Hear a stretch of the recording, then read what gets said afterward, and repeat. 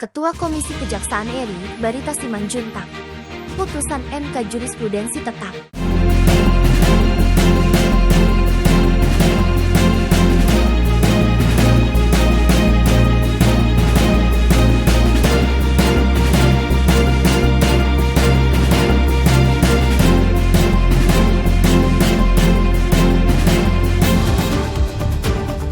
Halo sahabat Adiaksa, Anda menyaksikan kabar Takan News Kejaksaan Negeri Pasar. Bertemu kembali dengan saya Jayanti.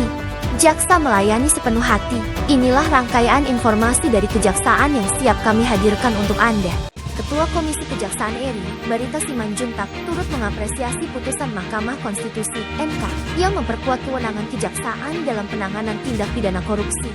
Memang sudah seharusnya demikian dari berbagai perspektif normatif, historis, sosiologis, dan filosofis. Kewenangan kejaksaan dalam penyidikan tipikor saat ini sangat dibutuhkan negeri ini, kata Barita Simanjuntak. Secara empiris, kata Barita, capaian kinerja kejaksaan di bawah pimpinan Jaksa Agung RI Tinggi Burhanuddin, khususnya pemberantasan korupsi dalam 3 tahun terakhir adalah yang terbaik, tidak hanya dari aspek kuantitasnya namun juga dari aspek kualitas pengusutan kasus mega korupsi Big Fish, serta pengembalian kerugian negara tertinggi di antara lembaga penegak hukum lainnya. Faktanya, berdasarkan hasil dari berbagai lembaga survei, kepuasan publik terhadap kapasitas kejaksaan dalam pengusutan tipikor meraih angka tertinggi, kata Barita. Dalam rilis resmi disampaikan, Barita Simanjuntak, kepercayaan yang diberikan publik semakin memicu kinerja jajaran kejaksaan sampai ke tingkat paling bawah. Kita harapkan ini semakin memicu kinerja Pinsus lebih hebat lagi ke depan. Harapnya, bila merujuk ke belakang kata Barita, putusan MK atas gugatan yang kurang lebih sama sudah kali keempat dan semua gugatan dimaksud ditolak MK karena sudah kelima kalinya diputus serupa, maka dalam khazanah sistem peradilan ini sudah menjadi preseden tetap, atau dalam istilah awamnya jurisprudensi tetap. Sebagai aparat penegak hukum, jaksa terikat dengan kode etik perilaku jaksa yang mengatur tentang kewajiban dan larangan yang harus dipatuhi selama pelaksanaan tugas dan wewenang serta perilaku hidup sehari-hari.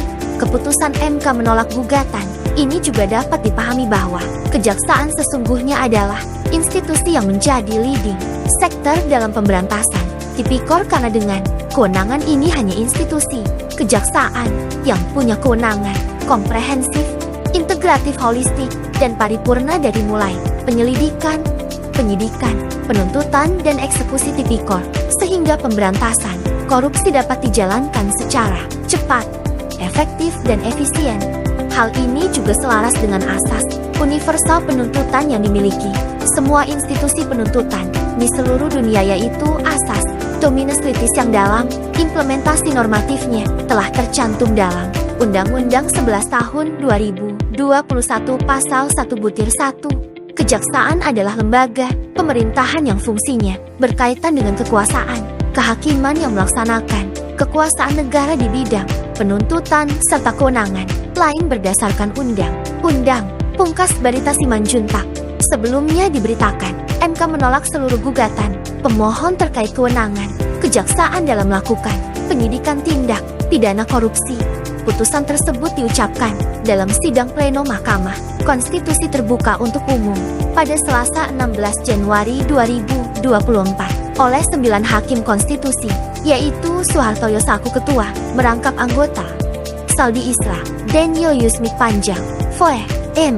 Guntur Hamzah, Anwar Usman, Arif Hidayat, Wahiduddin Adams, Eni Nurbaningsih, dan Ridwan Mansur masing-masing sebagai anggota bertempat di ruang sidang pleno Gedung Mahkamah Konstitusi.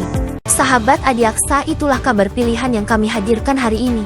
Dapatkan juga informasi terbaru dan menarik lainnya melalui media sosial kami. Saya Jayanti pamit.